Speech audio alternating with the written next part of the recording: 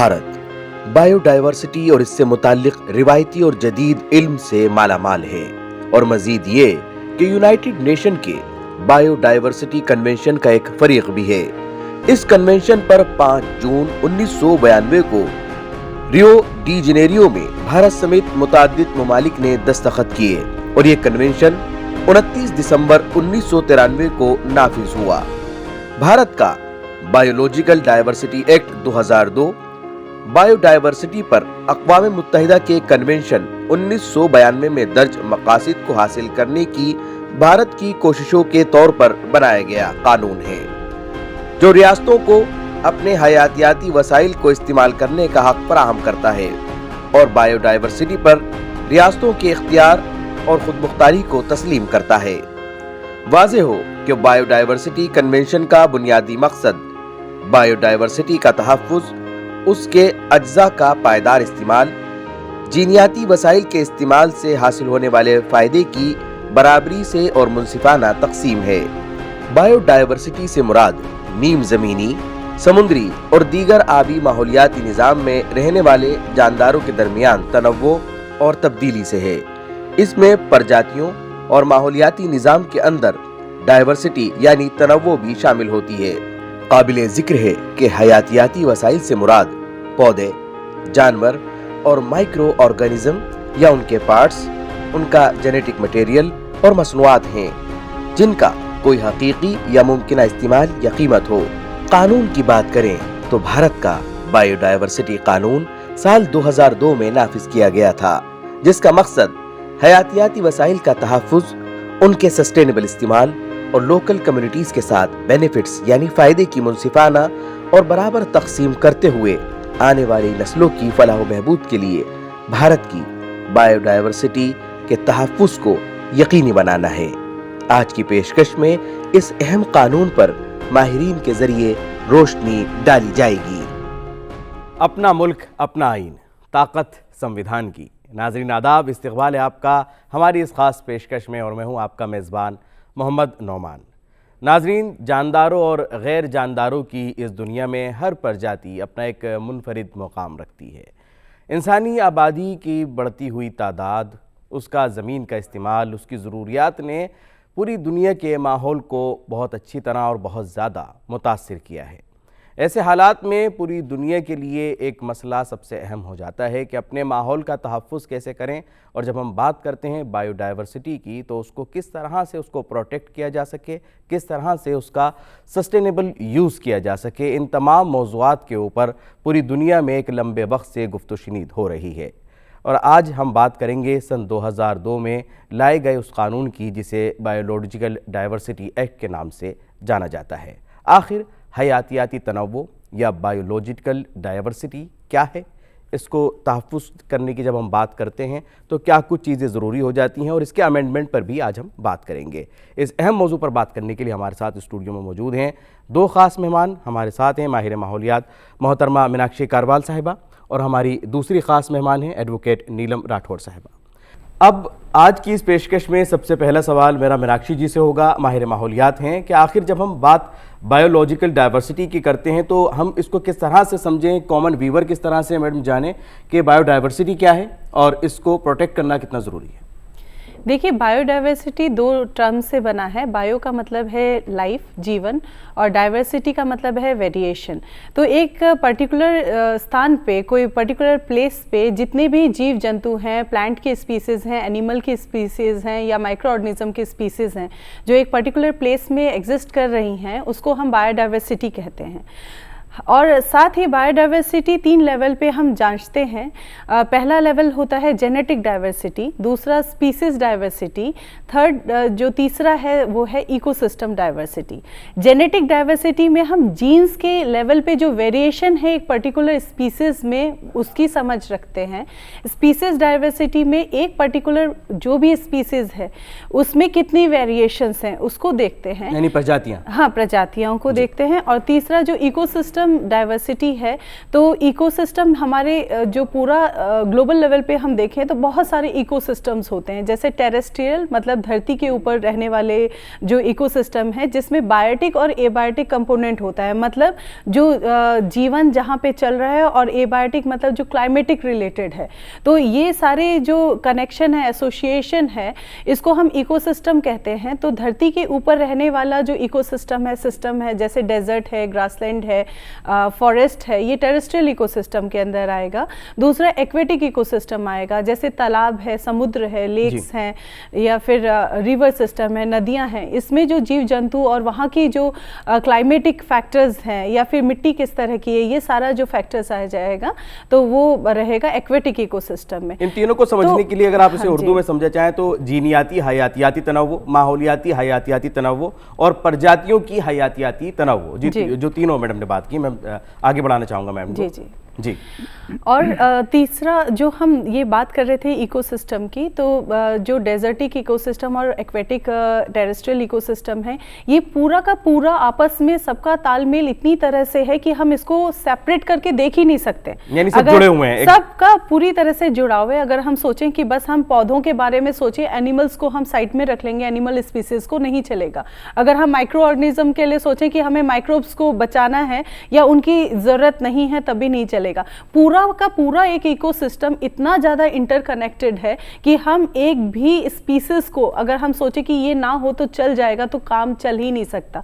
पूरी धरती जो है हमारी बायोडाइवर्सिटी पे डिपेंडेंट है, और अगर बायोडाइवर्सिटी का लॉस होता है तो पूरा क्लाइमेट, पूरा एनवायरनमेंट जो है वो हमारा इफेक्ट होगा, पूरा एनवायरनमेंट इफेक्ट होता है। और यही एक ऐसा मुद्दा है जिसके ऊपर पूरी दुनिया सर जोड़कर बैठी हुई है। यानी ये किसी एक मुल्क का मुद्दा नहीं है, ये पूरी दुनिया का एक मसला है। यहाँ नीलम जी से जानना चाहूँगा कि जब हम कानून की बात करते हैं, 2002 में हमारे यहाँ कानून आता है, लेकिन उससे पहले 1992 की बात करना चाहूँगा मैं, जहाँ पर एक कन्वेंशन होता है बायोलॉजिकल डाइवर्सिटी पर। आखिर क्या था ये कन्वेंशन जिसके ऊपर पूरी दुनिया एक कंसर्न लेकर के बैठती है और उसके ऊपर ये एक लाते हैं कन्वेंशन कि हमें अब इसके ऊपर भी काम करना होगा?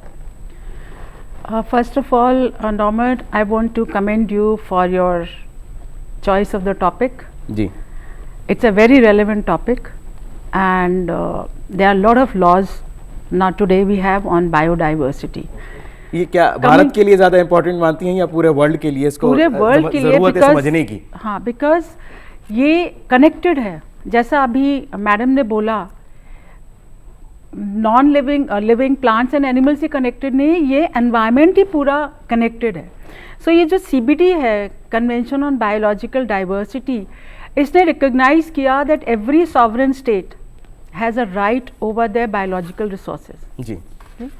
सो there is need was felt for conserving, protecting, for sustainable use and fair and equitable distribution of the benefits of these biological resources. And the convention, so the convention gives the sovereign states the rights to grant access to these biological resources, and it also recognizes the contribution of the local and indigenous communities in conserving this the biological resources, and also their ownership rights. And the fact, local communities including in tribals also? Yes, indigenous communities includes tribals also. जी. And the convention also recognizes their ownership rights, and it says that because they are the owners, they have conserved it, conserved the biological resources, traditional knowledge, the innovative practices, innovations and practices. So they are also entitled to a benefit, a share in the benefit arising from the use of these biological resources. जब हम इसके साथ साथ एक चीज़ और बात करते हैं, जहां हम ट्रेडिशनल नॉलेज की बात करते हैं अपनी, और ट्रेडिशनल मेडिसिन्स की बात करते हैं, उसको प्रमोट करना और एक कानून बनाना, इन दोनों को बैलेंस रखना कितना अहम हो जाता है। मैं मीनाक्षी जी से जानना चाहूँगा कि एक तरफ हमारी पुरानी नॉलेज है, एक तरफ हमारा आयुर्वेदा है, जहाँ हम इन्हीं चीज़ों से इलाज करते हैं, पूरी एक पद्धति है, पूरा एक निज़ाम है, इलाज का तरीका है, और दूसरी तरफ हमें इन तमाम चीज़ों को प्रोटेक्ट भी करना है। तो इनको बैलेंस रखने के लिए किस तरह से हमने कानून के अंदर रास्ते बनाए? देखिए, अगर हम बात करते हैं बायोडाइवर्सिटी कंजर्वेशन और इंडिजिनस नॉलेज की, तो हमारी भारतीय संस्कृति में हमेशा हमें बताया गया है कि बायोडाइवर्सिटी को कंजर्व करके रखना है। फॉरेस्ट, जंगल जो है हमारे लिए बहुत ही कीमती हैं और उन्हें बचा के रखना है। इसी वजह से चाहे हम जितने भी रिलीजन्स देखें तो हर जगह कहीं ना कहीं उसका एक बहुत ही सिग्निफिकेंट रोल हमें देखने को मिलता है। जैसे कि अगर हम नॉर्थ ईस्ट की बात करते हैं तो वहाँ पे पूजा जाता है, जितने भी जंगल हैं वहाँ पे जंगल की पूजा की जाती है।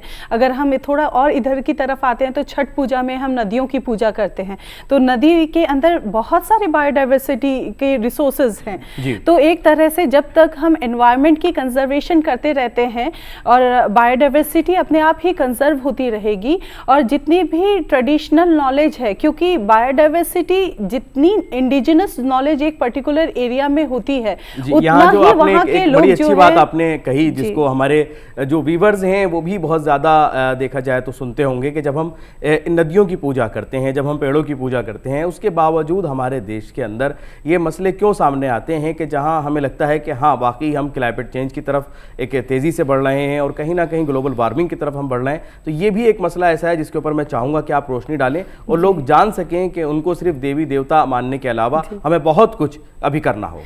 जी, बहुत सुंदर बात सही कही आपने।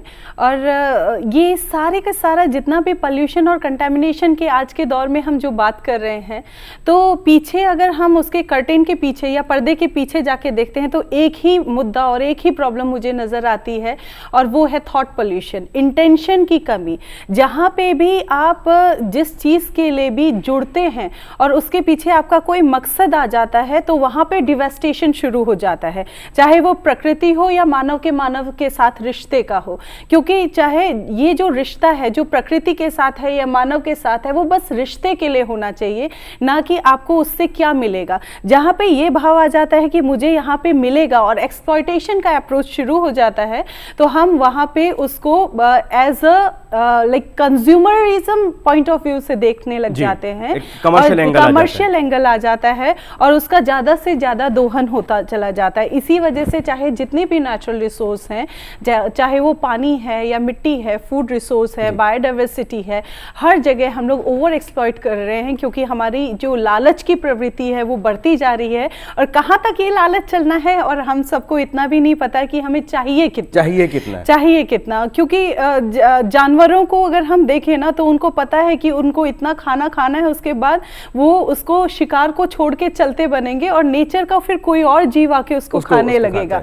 तो नेचर में देखें तो कुछ भी ऐसा नहीं है जो वेस्ट है, हर एक वेस्ट दूसरे के लिए खाने का काम करता है, कि वो उसका फूड बन जाता है, और एक साइक्लिक फॉर्म में पूरा सिस्टम हमारा चलता रहता है। और बायोडाइवर्सिटी यहाँ पे एक अहम भूमिका निभाती है इस साइकिल, न्यूट्रिएंट साइकिल के मूवमेंट में, एनर्जी फ्लो के मूवमेंट में, और conservation of soil, water, everything, सबके लिए, यानी हर चीज़ के लिए बहुत ज़रूरी हो जाता है। और ये देखा जाए तो हमारी तहजीब में शामिल है, ये तमाम चीज़ें हमारी तहजीब में शामिल रही हैं। अगर आगे चलकर हम कहीं चूक गए हैं तो उसके लिए फिर ज़रूरी हो जाता है ऐसे मुद्दों के ऊपर कानून बनाना। Now I am going to focus on the जो कानून है हमारा, एक्ट के ऊपर आते हैं मैम, कि 2002 में नीलम जी जब ये कानून आता है, आखिर उसका बैकग्राउंड को हम समझने की कोशिश करेंगे कि क्या कुछ उस वक्त ऐसी ज़रूरत थी कि जब हमें महसूस किया गया कि अब ये कानून होना चाहिए।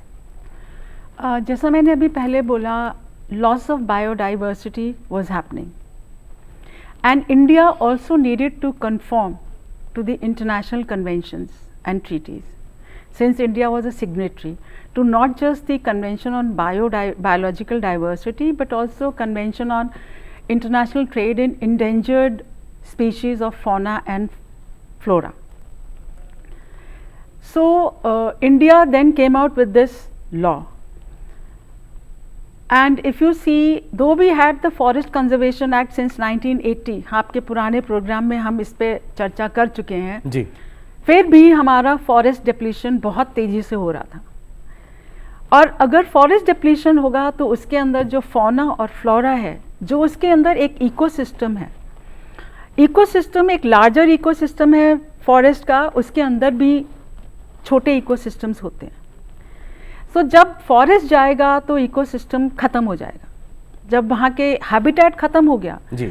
सो today, in fact in 2002 also condition was it had started deteriorating. There was damage and fragmentation of the यानी फॉरेस्ट habitats. कंजर्वेशन के बाद भी ये तमाम चीजें हो रही थी। वाइल्ड लाइफ कंजर्वेशन एक्ट आया था हमारा 1972 का, फिर भी हो रही थी।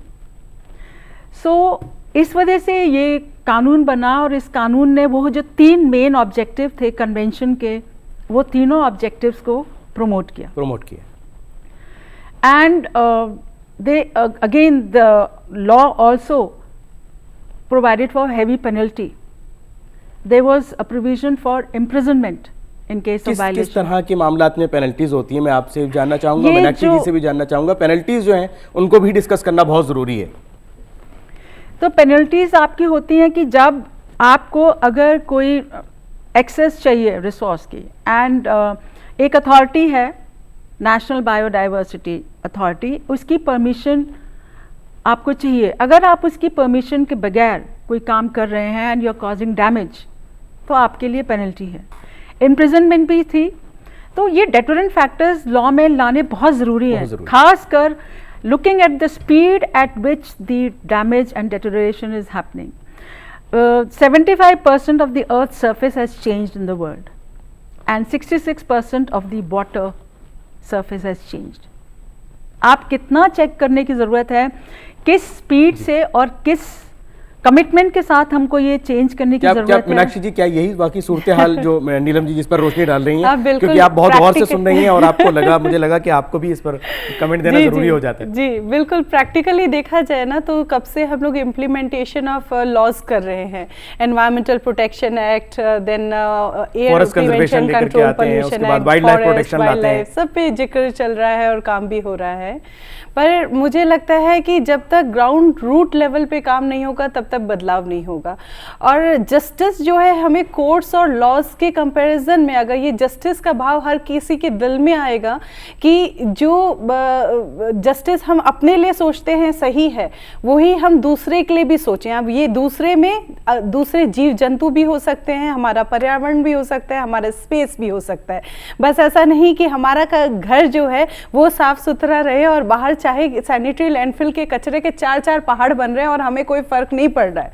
तो ये जस्टिस का भाव जो है, मुझे लगता है जब तक हर एक इंसान के दिल में धर्म और जस्टिस नहीं आएगा तब तक बदलाव रियल टाइम पे रूट लेवल पे नहीं आएगा। और जब तक रूट्स ठीक नहीं होंगे तब तक जो भी पेड़ है वो ग्रो नहीं कर सकता है। तब तक जो भी रूट्स स्ट्रांग होंगे तभी बड़ा पेड़ बनेगा। जहाँ इक्विटेबल शेयरिंग ऑफ बेनिफिट्स की हम बात करते हैं, वहीं कहीं ना कहीं देखा जाए तो शेयरिंग ऑफ ड्यूटीज भी हो जाती हैं कि जहाँ हमारी ड्यूटीज हैं उनको भी हम एक दूसरे के साथ उनको बताते हुए वहाँ पर बायोडाइवर्सिटी कंजर्वेशन के लिए हमें ये ड्यूटीज और रिस्पॉन्सिबिलिटी हमें दी है हमारे ऑनरेबल कॉन्स्टिट्यूशन ऑफ इंडिया ने, जो हमें कहता है आर्टिकल 51 AG के तहत कि it is the duties of each and every citizen of India to prevent the environmental pollution, conserve the natural resources, protect the wildlife, wildlife and have compassion for the other living creatures. तो हमें सबके लिए एक मन में एक compassion का भाव लेके आगे बढ़ना होगा। जहाँ गांधी जी कहते हैं, एक मंत्र देते हैं गांधी जी, जी और जीने दो का, और दूसरा वसुदेव कुटुंबकम का एक हमारे यहाँ एक मंत्र है, और उसके बावजूद कहीं ना कहीं सिचुएशन ख़राब होती है और इस तरह के कानून आने के बावजूद भी ज़रूरत होती है सबसे ज़्यादा जागरूकता की, बेदारी की। आज की ये पेशकश भी इसलिए है कि आप लोग भी इस मौजू के ऊपर ज़्यादा से ज़्यादा बेदार हो सकें, जागरूक हो सकें और ये जाने कि हम सबकी क्या कुछ जिम्मेदारियाँ हैं। नीलम जी से जानना चाहूँगा कि जब हम इसकी पेनल्टीज़ की बात कर रहे थे, क्या कुछ ऐसे आप फैसले बता सकती हैं, क्या हमारी अदालतों ने इस तरह के मामलात में पेनल्टीज़ को इम्पोज किया है ताकि लोग जान सकें कि हाँ अगर ऐसा कुछ करते हैं तो उसके लिए उनका एक कानूनी पूरा सज़ा का एक निज़ाम है?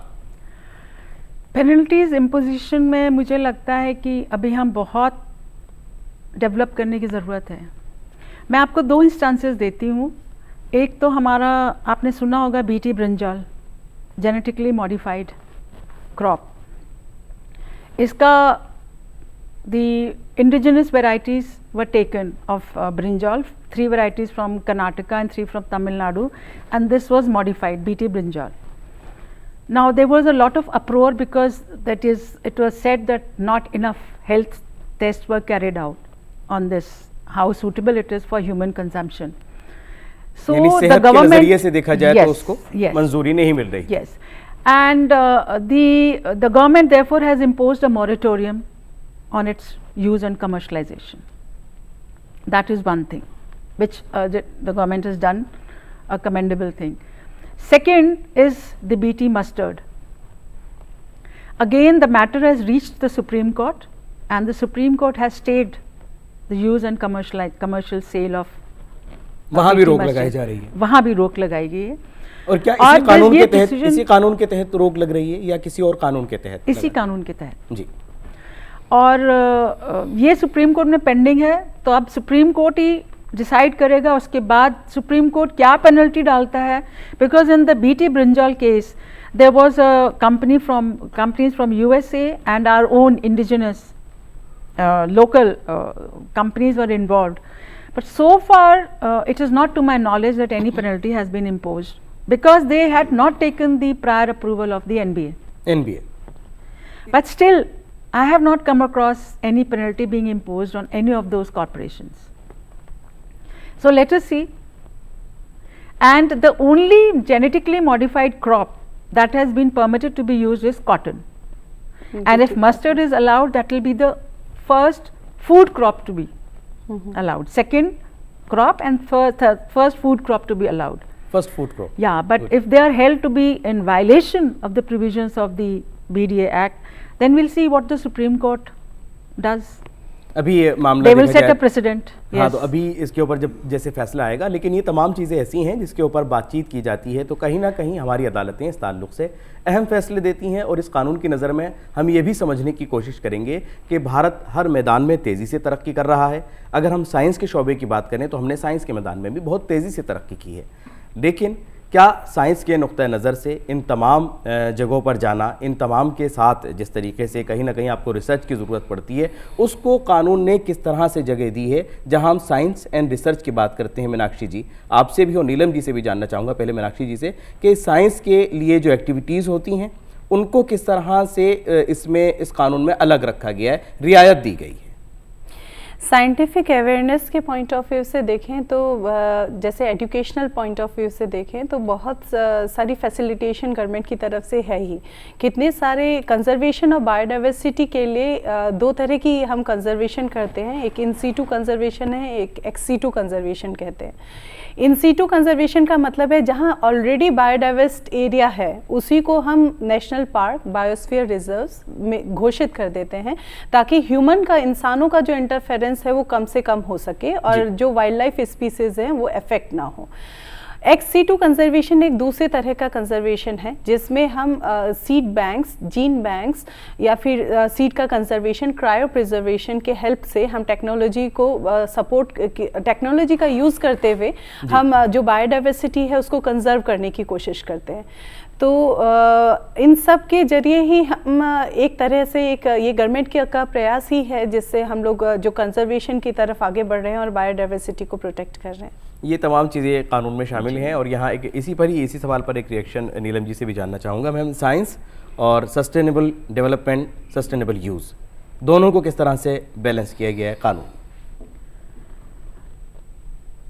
See, access to biological resources and allowing its use, Act में provided है, जी, research is provided, and the Act makes a distinction between the research being done by an Indian corporate or an Indian, or which is managed by an Indian, which is controlled by an Indian, that is treated at a different level.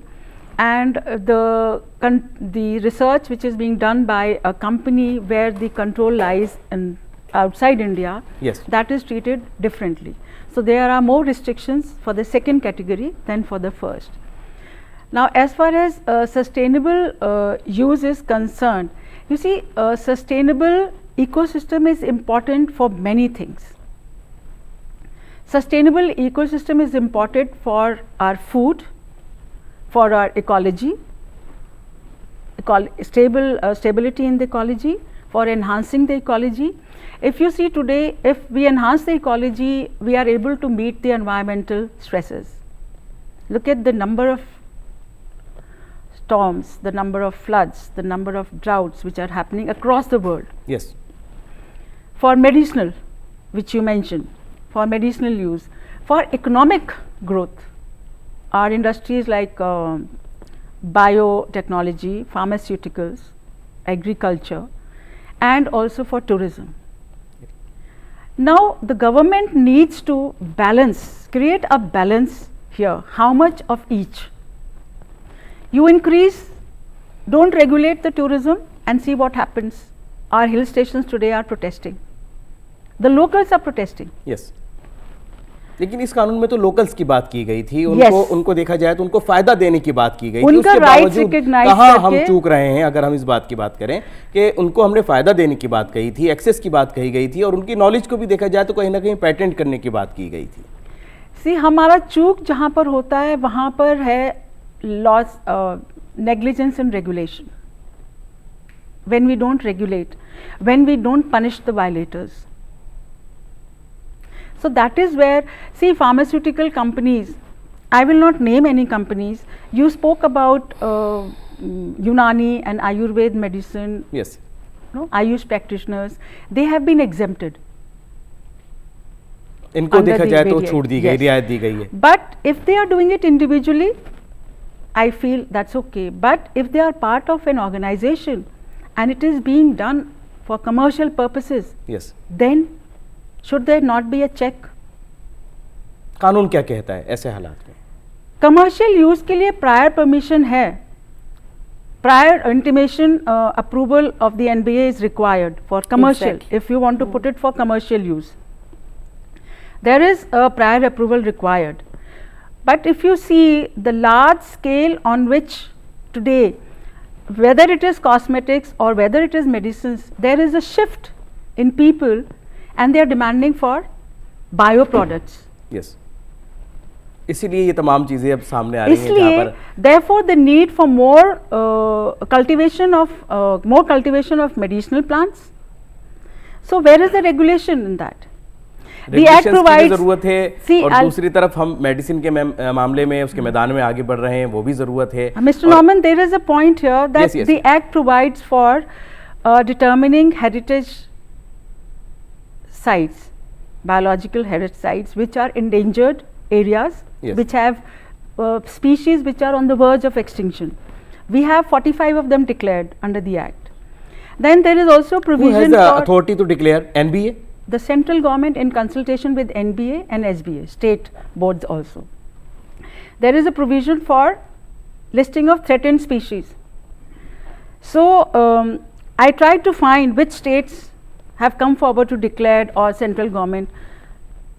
I saw Punjab mentioned there and Assam is in the process, but I didn't come across any list of threatened species.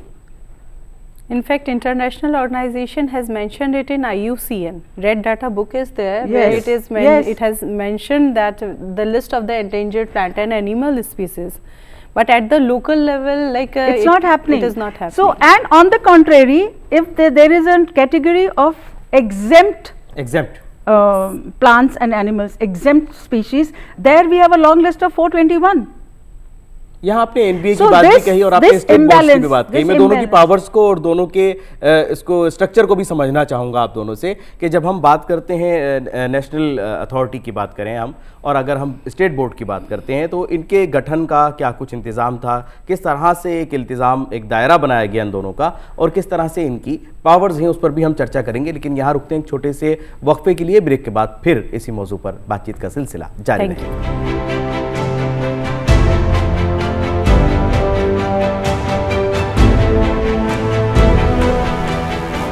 Break के बाद एक बार फिर आपका इस्तकबाल है इस programme में जिसका नाम है अपना मुल्क अपना आईन. आज हम बात कर रहे हैं बायोडाइवर्सिटी एक्ट 2002 की. आखिर ये कानून क्या कुछ कहता है, क्या जिम्मेदारियां तय करता है, और जो लोग अब इसके कानून के आने के बावजूद भी कहीं ना कहीं कोई नाफरमानी करते हैं तो उनके लिए सज़ा का क्या इंतज़ाम है. लेकिन इसके साथ साथ ये भी जानेंगे कि ज़मीनी हकीकत क्या है.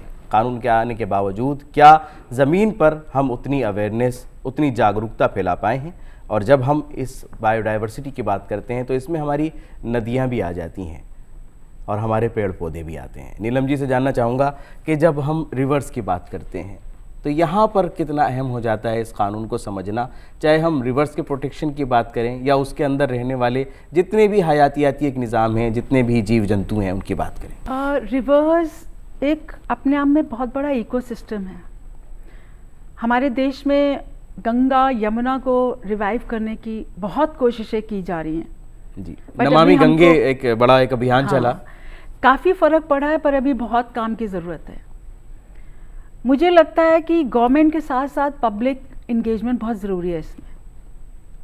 अब रिवर इकोसिस्टम की जब हम बात करते हैं तो एक राइपेरियन इकोसिस्टम होता है, एक रिवर के अंदर इकोसिस्टम होता है जिसमें प्लांट्स, फ्लोरा एंड फौना होते हैं, और एक रिवर के बैंक पर होता है जिसको हम तवज्जो नहीं देते।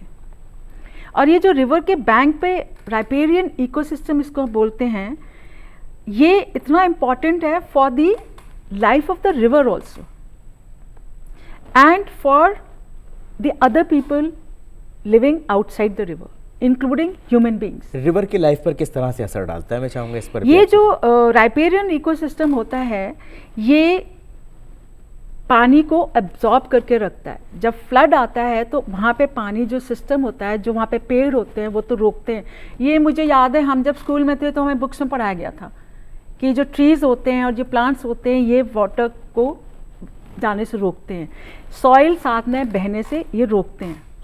और जब रिवर का ड्राई पीरियड चल रहा होता है, it is this water which is being held here in the riparian ecosystem, it helps the river during its dry periods. इसमें जो एनिमल्स वगैरह होते हैं हमने कभी उन पर तवज्जो नहीं दी है, पर इनका अपना एक पूरा इकोसिस्टम होता है, माइक्रो इकोसिस्टम आप इसको बोल सकते हैं। ये एक्विफर्स का काम करते हैं। क्या कानून ये और हमारा flood को- हमारा कानून इन सबको एड्रेस करता है, इन तमाम चीज़ों को? ये आपके इसके लिए अलग अलग कानून है ना, एनवायरमेंट प्रोटेक्शन एक्ट है, फॉरेस्ट कंजर्वेशन एक्ट है, वाटर पोल्यूशन एक्ट है। लेकिन जब हम बायोडाइवर्सिटी की बात करते तो हैं ये जो कुछ वाटर ज़मीन- बॉडीज का सबसे बड़ी बात है आजकल जो हम फ्लड्स देख रहे हैं, ये उसको मैनेज करने में, सॉइल कंजर्व करने में। And this soil is a very very enriched soil. River के साथ जो फार्मिंग होती है वो इसीलिए लोग करना चाहते हैं कि इतना सेडिमेंटेशन उसमें आता है, इट्स अ रिच सॉइल, जी, वहाँ गुड पर फॉर एग्रीकल्चर। एग्रीकल्चर के नुक्ता नज़र से वो तो बहुत ये जो राइपेरियन इकोसिस्टम है, इस पे हमने तवज्जो नहीं दी है। और इस आप पर भी देखिए, तवज्जो देना बहुत ज़रूरी हो यमुना जाता में इतने रिवर में सैंड माइनिंग हो रही है। सैंड माइनिंग में क्या होता है, ट्रैक्टर्स अंदर रिवर के अंदर जाकर करते हैं, तो आप जो साइड वहाँ का जो राइपेरियन इकोसिस्टम वो तो खत्म ही हो सबसे गया। पहले वो डैमेज या हम कॉन्क्रीटाइज कर देते हैं उस एरिया को। यानी देखा जाए तो वो उसको वहाँ पर तामीरी काम भी नहीं होना चाहिए किसी भी तरीके से, हम उस सिस्टम को उसको कुदरती निज़ाम के तौर पर रहने दें। Yes. लेकिन इतने तमाम कानून होने के बावजूद अगर हम ज़मीनी स्थिति की बात करें कि ज़मीन पर क्या सूरत हाल है और क्या कुछ ज़रूरत है, मीनाक्षी जी से जानना चाहूँगा, क्योंकि आप काम करते हैं और आपने काफ़ी कुछ देखा भी होगा, वो तजुर्बा भी मैं चाहूँगा कि आप हमारे व्यूवर्स के साथ शेयर करें कि आखिर दिक्कत कहाँ आ रही है, परेशानी कहाँ आ रही है इन तमाम कवानीन के होने के बावजूद। देखिए, जब अगर हम बायोडाइवर्सिटी कंजर्वेशन करना चाहते हैं या उसके बारे में बात कर रहे हैं, जिक्र कर रहे हैं, तो उससे पहले मैं आप सबका ध्यान आकर्षित करना चाहती हूँ कि बायोडाइवर्सिटी डिवेस्टेशन हो क्यों रहा है। तो बायोडाइवर्सिटी जो डिस्ट्रक्शन हो रहा है वो कई सारे रीजंस की वजह से है कि कोई भी लोकल एरिया है, वहाँ का एक पर्टिकुलर रिच बायोडाइवर्सिटी है और वो इंसानी जो इंटरफेरेंस है, ह्यूमन इंटरफेरेंस, जैसे कमर्शियलाइजेशन, इंडस्ट्रियलाइजेशन, माइनिंग और हाइड्रो इलेक्ट्रिक पावर प्रोजेक्ट, सड़कों का बनना, रेलवे रूट्स का बनना, जिसकी वजह से काफ़ी सारा डिफॉरेस्टेशन हो रहा है और जंगल के काटने की वजह से हमारा बायोडाइवर्सिटी लॉस भी हो रहा है।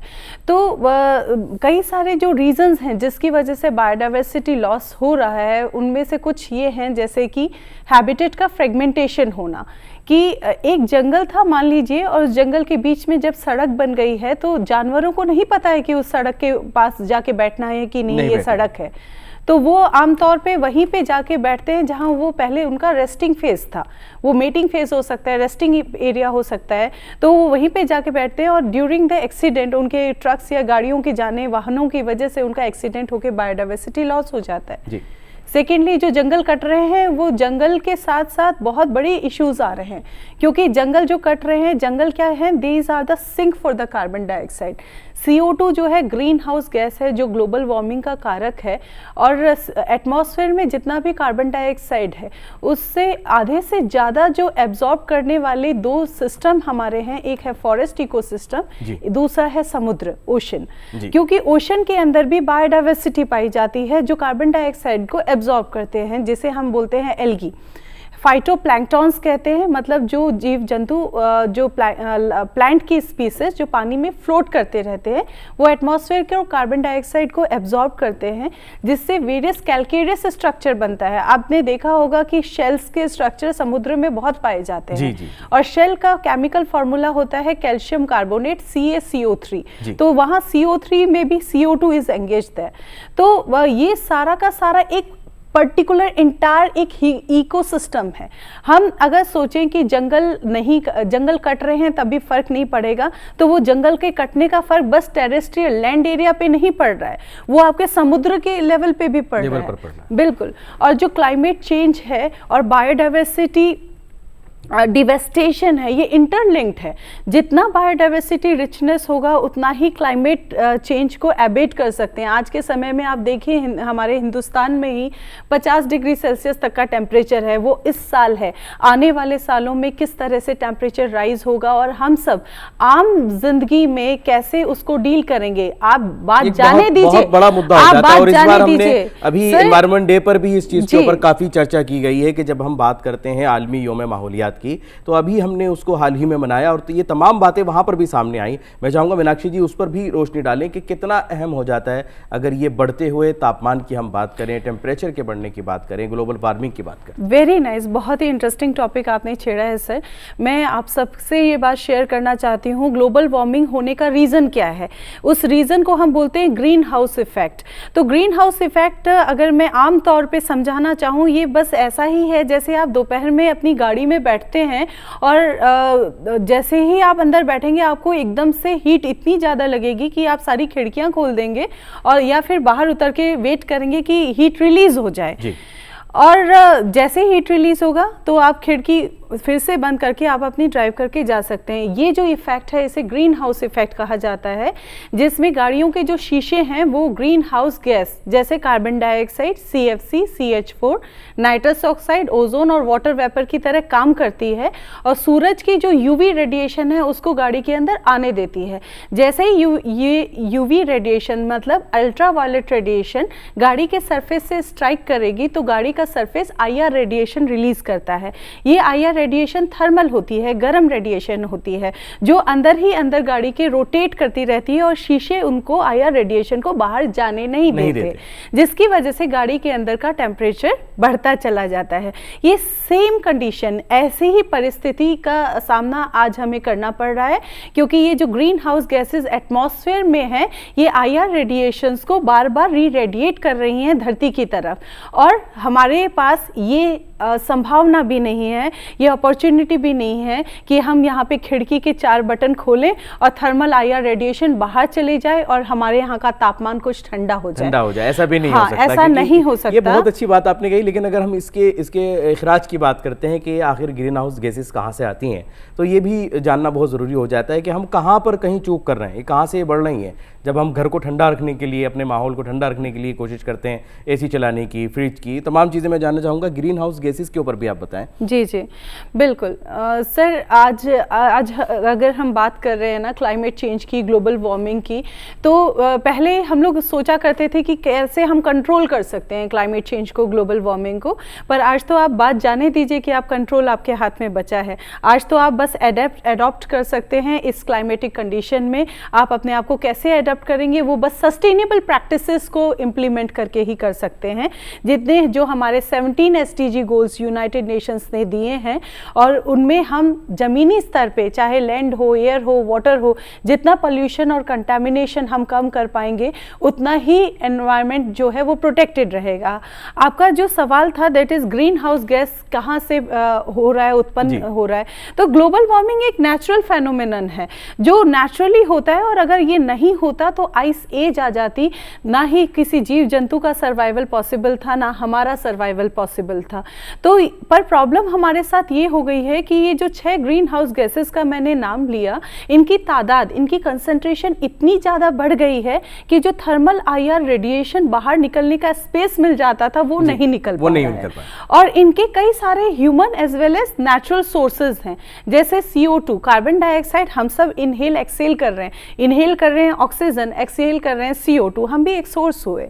दूसरा, कार्बन डाइऑक्साइड तब प्रोड्यूस होती है जब भी सफिशिएंट सप्लाई ऑफ ऑक्सीजन में किसी चीज़ की बर्निंग होती है, तो stable burning CO2 production, agriculture burning CO2 production, even आपका ये जो फॉरेस्ट एक्टिविटीज़ है, फॉरेस्ट फायर हो गया है CO2 production, industrial activity CO2 production, thermal power plant CO2 production. तो देखिए आप तमाम जगह से ह्यूमन एक्टिविटीज़ या नेचुरल सोर्सेज से CO2 एमिट हो रहा है। इवन जब कोई भी चीज़ सड़ती है, गलती है, तब भी नेचुरली CO2 का एमिशन। लेकिन यहाँ तमाम चीज़ों को समझने के साथ साथ ये तो एक मौजू इसलिए भी अहम हो जाता है क्योंकि अभी हमने हाल ही में अपना आलमी यौम माहौलियात मनाया है, तो मुझे लगा कि इसके ऊपर भी बातचीत होनी चाहिए। लेकिन फिर मैं एक अपने प्रोग्राम के आखिरी हिस्से में कानून की तरफ आता हूँ। इस कानून के अंदर 20 साल के बाद एक तब्दीली की बात आई कि इसके अंदर हमें अमेंड करना ज़रूरी हो जाता है वक्त और हालात के हिसाब से।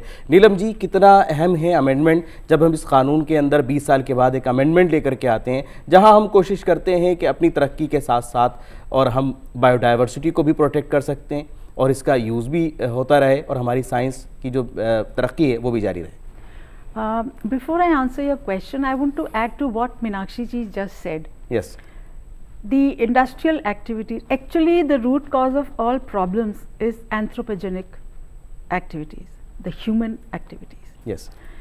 So as she said, carbon dioxide production is increasing, while on the other hand the cutting of trees has resulted in the carbon dioxide not being absorbed by them to produce oxygen. Yes. This is on terrestrial part. This is terrestrial part of ecosystem. Coming to the marine ecosystem, same thing is happening there. आपने coral reefs के बारे में सुना होगा, उसमें algae होती है। वो जो एल्गी है, अब ओशन भी वार्म अप हो रहा है, algae is getting out of that, coral reef devastation हो रहा है। सो एल्गी का रोल क्या होता है? It absorbs the carbon dioxide in the ocean and produces oxygen. ये हमें फिर अपने सवाल की तरफ फिर आ जाता हूँ कि हम अमेंडमेंट की बात कर लेते हैं, क्योंकि इस एक्ट के ऊपर जब हम चर्चा कर रहे हैं तो इस आखिरी मरहले के अंदर, क्योंकि अब हमारा प्रोग्राम का समय बहुत कम बचा है। अमेंडमेंट में main amendment was actually close on the steps of the Nairobi declaration. That is a supplement to the convention on biological diversity, Nagoya in Japan. Yes. So this Nagoya in so what this Nagoya जिसके अंदर हम ये कहते हैं कि जो हमारे resources हैं, जो हमारे कुदरती वसाइल हैं, वो दूसरे देशों के साथ भी शेयर किए जा सकते हैं, उसी पर रोशनी डाल रही है ma'am. Yes, it is the Nagoya declaration actually is for the implementation of the third object of the convention, which is fair and equitable sharing of benefits. So it is and sharing of resources also. Benefits from the use of the resources or their byproducts. Yes, that's what it is. Okay. So it also obligates the nations which have signed the convention to have legislation in place for implementing this third part, and it also prevents biopiracy. BT brinjal is a case of biopiracy, the first case of biopiracy in India. So that is to implement that, the government came out with this amendment in 23 partly to give effect to that and strengthen that, the role of the local and indigenous communities. They have also come out with the access guidelines, access to biological resources guidelines. Those guidelines are also, they lay down an obligation on the user of these resources their financial obligations. What are their financial obligations depending on what activity? But they do. Financial angle is very important. मैं यहाँ Meenakshi That जी से is भी जानना very चाहूंगा। important. Meenakshi जी, amendment भी है कानून के साथ साथ और फाइनेंशियल एंगल भी है, किस तरह से बैलेंस करेंगे? बहुत कम वक्त में मैं चाहूँगा मुख्तसर समय के अंदर आप इस पर रोशनी डालें और फिर हम इस प्रोग्राम को कंप्लीट करने के मरहले में हैं। जी sir, amendment of any rules and regulation और साथ में जो आपने बताया कि जो एक्ट्स एंड ऑल का इम्प्लीमेंटेशन जी है ना, तो फाइनेंशियल एंगल तो है ही सर, क्योंकि जब भी आप कोई नया प्रोजेक्ट इनोवेशंस लेके आते हैं और उसका implementation for the environmental benefit हो रहा है, तो फाइनेंशियल अगर सपोर्ट और गवर्नमेंट का सपोर्ट मिलेगा तभी वो चीज़ आगे बढ़ सकती है। आज के टाइम में अभी आपको एक लेटेस्ट रिसर्च का बताती हूँ, और that is a very good implementation to be implemented research, जिसमें क्या है कि एटमॉस्फेरिक कार्बन डाइऑक्साइड को एक टेक्नोलॉजी बनाई गई है जापान में, जहाँ CO2 को एब्जॉर्ब किया जा रहा है और मीथेन का प्रोडक्शन हो रहा है। तो अगर इंडिया में हम लोग इस तरह का रिसर्च या उससे रिलेटेड इनोवेशंस करते हैं तो हमें बहुत सर्च करना पड़ेगा कि कहाँ से हमें फाइनेंशियल सपोर्ट मिले और चीज़ का इम्प्लीमेंट कर सकें ताकि क्लाइमेट चेंज को अबेट कर सकें। जी। तो ये तो है ही सर कि जितना ज़्यादा फाइनेंशियल इम्प्लीमेंटेशन सपोर्ट मिलता है और साथ में रूल्स एंड रेगुलेशंस का भी हमारे लिए सपोर्ट होगा तो उतना ही हम बेनिफिट प्रोवाइड कर सकते हैं, बेनिफिट प्रोवाइड कर सकते हैं। और ये बहुत ज़रूरी हो जाता है। हमारी हुकूमतों ने भी हमेशा यही कोशिश की है कि जहाँ पर भी हमारे मुल्क के सरमाए की बात होती है, कुदरती वसाइल की बात होती है, उनको हर तरह से प्रोटेक्शन दिया जाए, उनके इस्तेमाल के ऊपर एक हद, एक लिमिट होनी चाहिए। ये तमाम चीज़ें ध्यान में रखते हुए 2002 में लाया गया बायोडाइवर्सिटी एक्ट। उसके अंदर 20 साल के बाद तरमीम की गई, वो तमाम ज़रूरतों को देखते हुए, तकाज़ों को देखते हुए उसके अंदर तरामीम की गई। और अब आगे का मरहला अभी और बाकी है, तरक्की के और मनाजिल तय करनी है। उन तमाम के अंदर ये कानून अपना काम करते रहेंगे। आज की इस पेशकश में अपने तजुर्बे से आप दोनों ने रोशनी डाली। मैं आप दोनों का बहुत बहुत शुक्रगुजार हूँ। बहुत आपका शुक्रिया दूरदर्शन में आने के लिए। और नाजरीन, यहाँ पर आज की इस पेशकश को हम मुकम्मल करेंगे और आपको छोड़े जाते हैं कानून से मुताल्लिक़ कुछ अहम मालूमात के साथ। फिर हाजिर होंगे किसी अलग मौजू पर गुफ्तगू के साथ। तब तक के लिए हमारी पूरी टीम को दीजिए इजाज़त। आदाब।